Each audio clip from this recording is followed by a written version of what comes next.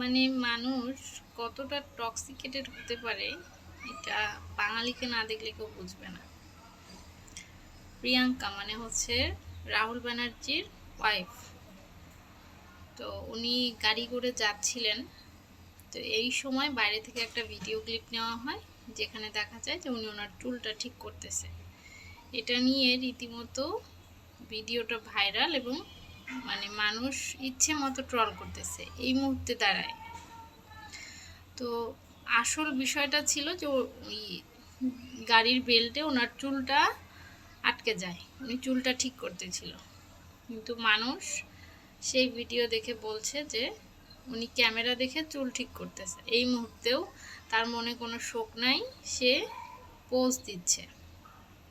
মানে মানুষ কতটা মানে হীনমন্যতায় ভুগলে এই ধরনের কথাগুলো বলতে পারে, এবং এইরকম একটা মানে মুমূর্ষ সময় দাঁড়ায়ও মানুষ মানুষকে নিয়ে ট্রল করতে পারে।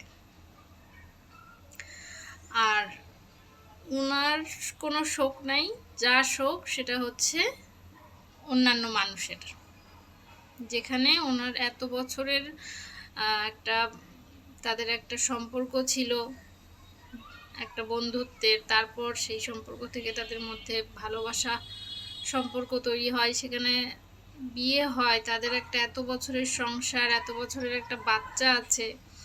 তারপরেও কতটা ভালোবাসার জোর থাকলে মানুষ এই যে বিচ্ছেদের পরে তারা আবারও একসাথে হয়, এরকম জুটি খুব কম পাওয়া যায়।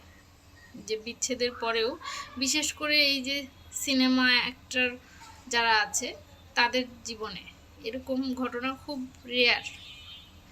কিন্তু তারা যখন সব কিছু ভুলে আবারও নতুন করে সব কিছু শুরু করতে চাইলো, সৃষ্টিকর্তাই তাদেরকে আলাদা করে দিল।